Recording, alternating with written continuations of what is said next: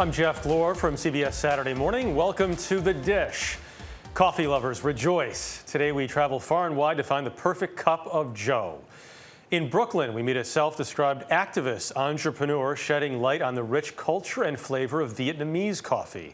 And we visit a San Francisco cafe famous for their Irish coffee. But first, come with us as we follow the enchanting aroma of espresso all the way to Italy, where Seth Doan hit the streets of Naples to experience the perfect pour.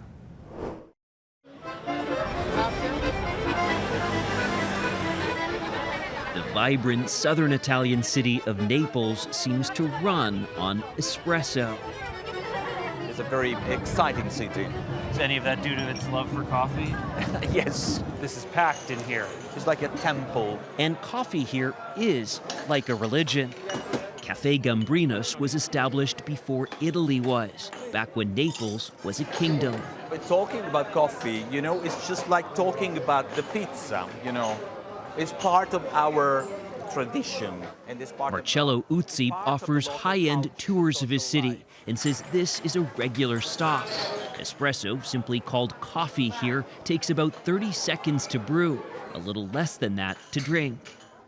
Okay, please, next time, take your time. Moreno Faino works for Italian coffee powerhouse Illy. How many cups of coffee do you think you have in a day working here? Roughly 10. He says it's a real shame to simply knock it back. Think about what happened before the 50 beans were selected. How many people was involved in preparing the right cup of espresso, and then you have to appreciate the balance, the right level of bitterness and the sourness and the sweetness. There's so much to know that Illy developed a university of coffee at its headquarters in the northeastern port city of Trieste. There are more than 140 rules that can affect the final result in the cup. 16 grammi. Yes, rules. Barista Stefano Giannini is a sort of coffee professor at Illy. What exactly is espresso? If you consider from Latin, expressum, it means under pressure. This is the way we extract the coffee. Italians invented this highly calibrated method of preparation. But first, the beans must be roasted and ground just right, an art in itself. Illy imports coffee beans from about 24 different countries, and at any given time has around 100,000 bags of it on hand. That is enough to brew more than 650 million cups of coffee. That seems just about enough to fuel the city of Naples.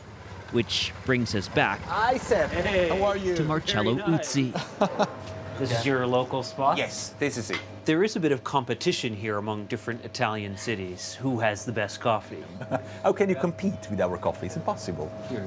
Indeed, espresso is brewed under pressure, with a fair dose of passion and pride. Up next, a taste of Vietnamese coffee via a Brooklyn roastery. Stay with us. We often associate coffee coming from powerhouse producers like Brazil or Colombia. But did you know that Vietnam is actually the second largest grower of coffee beans in the world? Nancy Chen met an entrepreneur on a mission to give these lesser-known beans a little more buzz. Something's brewing on the first floor of this building, tucked among the warehouses of industrial Brooklyn. The complex and caffeinated flavors of Vietnam, carefully roasted to their chocolate caramelized peak under the watchful eye of Sarah Nguyen. Oh, this is heavy. It's 30 pounds. Okay. There you go. Pour all in? Pour it all in? All of it. As the CEO of Nguyen Coffee Supply, Nguyen says timing is everything. Just 1 minute can make all the difference for these beans. Ooh! That does smell really good. You smell the sugar caramelizing? Now the sugar is starting to really pop. Yeah. So we're currently now at a 410 degrees Fahrenheit. So when it's hotter, it's developing much rapidly at this point. Checking, because every 5-10 seconds will change the profile of the bean. Nguyen knows the importance of striking while the bean is hot. When the self-described activist entrepreneur started the first specialty Vietnamese coffee company in the United States coffee from Vietnam was both nowhere and everywhere. I didn't know that Vietnam was the second largest grower of coffee beans in the world. Yes. And honestly, Nancy, I think it's because of lack of transparency. How so? So when Vietnamese coffee leaves Vietnam, the label doesn't say product of Vietnam or Vietnamese coffee beans, it just says coffee. With only Brazil outpacing it, Vietnam exported about 3.5 billion pounds of coffee in 2020 alone, most of it mixed into commercial-grade blends. And while Vietnam is the world's largest producer of the Robusta bean, the vast majority of high-end specialty coffee is created from a different species, the Arabica bean.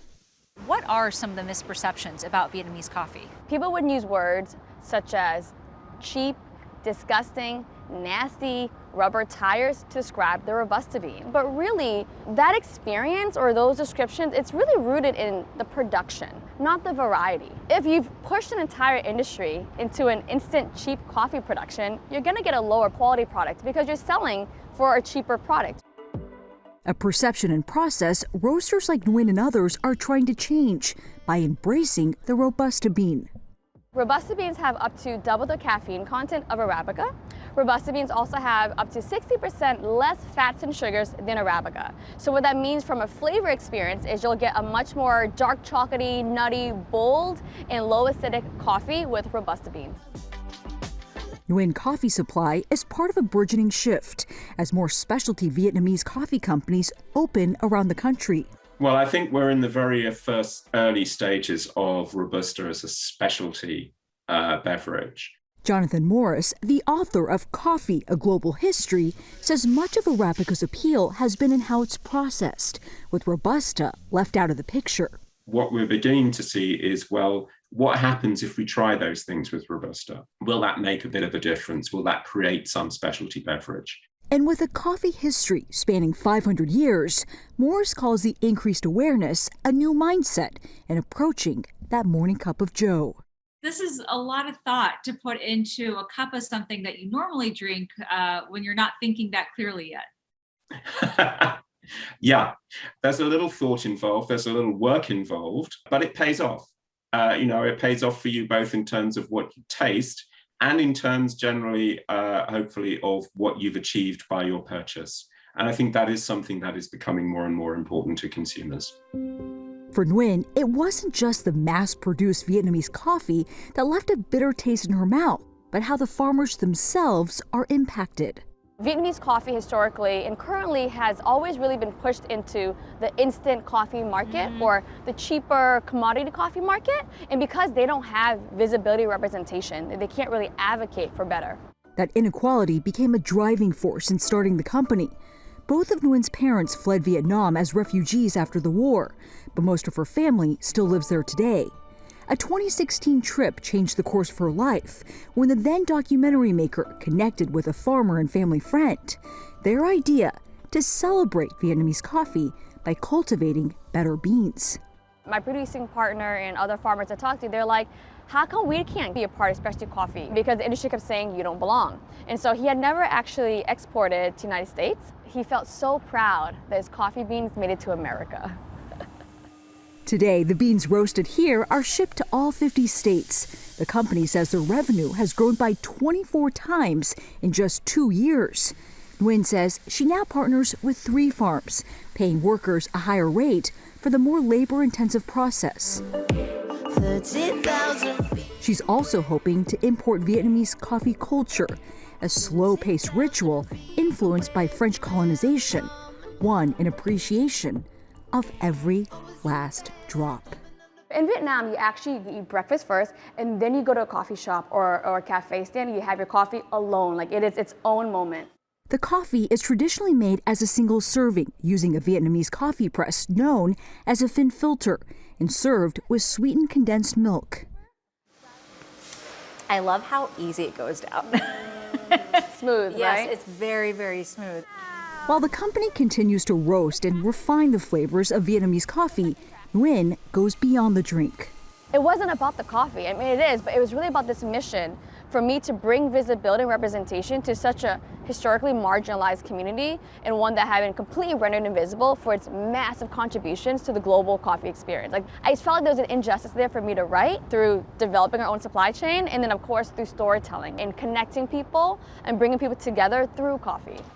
A community spanning thousands of miles, getting together over a cup of coffee. We stay in Brooklyn for our next caffeine caper, where Jim Axelrod discovered something special brewing in the back room of a bodega.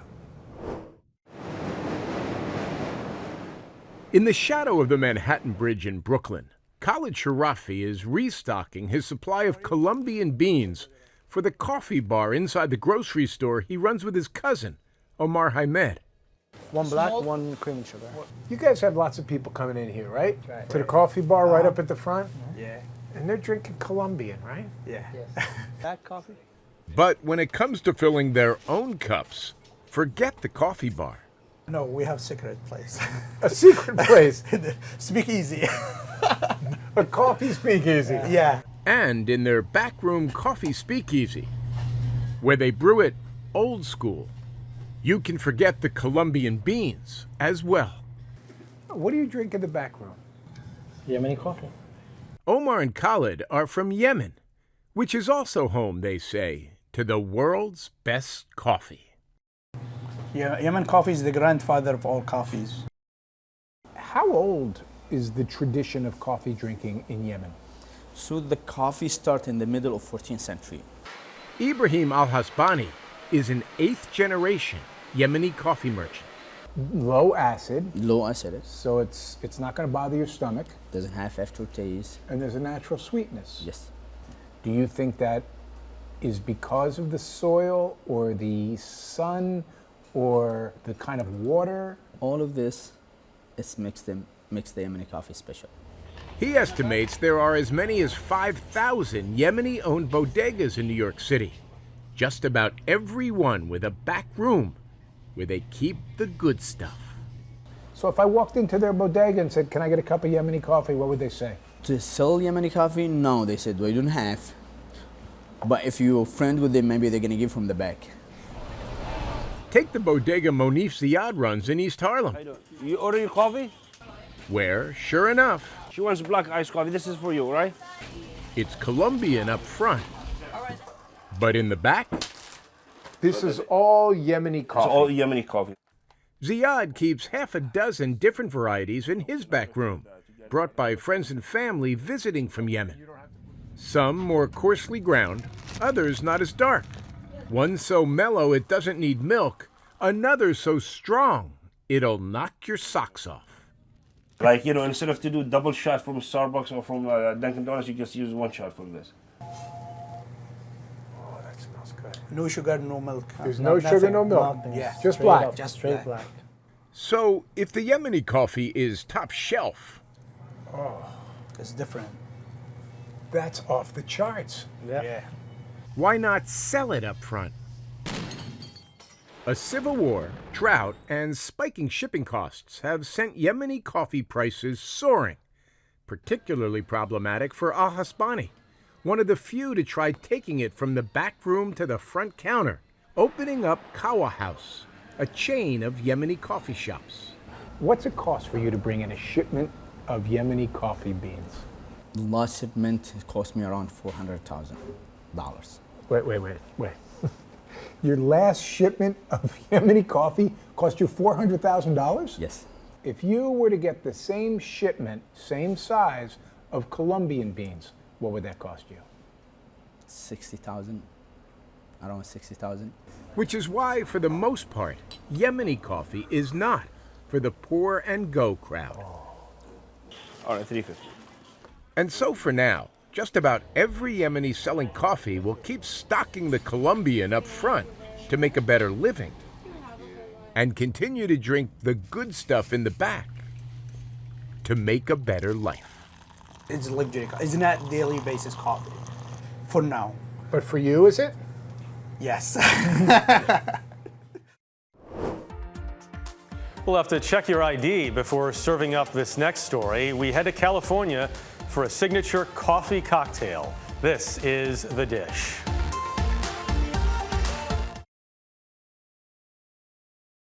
What could be more decadent and delicious than fresh brewed coffee topped off with a splash of whiskey and a dash of cream? John Blackstone visits the Buena Vista Cafe in San Francisco to see how they mastered the iconic Irish coffee. With cable cars running past its door, the Buena Vista Cafe, opened in 1916, is a San Francisco institution. And for over 40 years, it's had the same bartender who's been making the same drink that made the Buena Vista famous. How many Irish coffees have you made in 41 years? It's a guesstimate. They say 4 to 5 million. I just take their word for it. I didn't count them. If anyone knows the story of how Irish coffee first came to America back in 1952, it's Paul Nolan. Yeah, the original recipe came from Ireland. The inventor, he gave the recipe to the beat writer for the Chronicle, Stanton Delaplane. So Stanton Delaplane, who brought Irish coffee from Ireland to here, he was a newspaper guy. He was a newspaper He was a guy. reporter. So is it proper for me to say that maybe a news reporter is the originator of Irish coffee in America rather than a bartender? Well, let's just say he conveyed the recipe to the right source. That recipe? 2 sugars, hot coffee, and of course, the active ingredient. This is about 1 1/3 ounce here of Irish whiskey. Then the finishing touch, carefully floating a layer of heavy cream on top. An irresistible combination. And you taste the whiskey. It's dangerous to do this with a mustache. Usually we give an angst napkin with people with mustaches. And nobody drinks only one. Bob Freeman admits he wasn't really an Irish coffee fan when he bought the Buena Vista back in 2001. At the time, they were doing about 250,000 Irish coffees a year. 250,000 Irish coffees a year? Yeah, around that number, yes. You made this because this was a sound business decision, not because of any romantic idea about Irish coffee. No, I like it. It's a wonderful drink. Matter of fact, now I love it. And much loved by locals and tourists alike. There's no experience like being at this table or at that bar and having an Irish coffee at the Buena Vista. Every week, a truckload of Irish whiskey arrives at the cafe, enough to go through 100 bottles a day. They say the Buena Vista is the world's largest single consumer of Irish whiskey. Not surprising, given the way Paul Nolan pours the stuff. And just in case I didn't give everybody what they deserve, I always add a little bit more. For more stories like these and live coverage of breaking news 24/7, stream us right here on CBS News. I'm Jeff Glor. We'll see you next time for another helping of The Dish. This episode of The Dish is sponsored by Prudential. Plan, invest, insure. Retire with Prudential.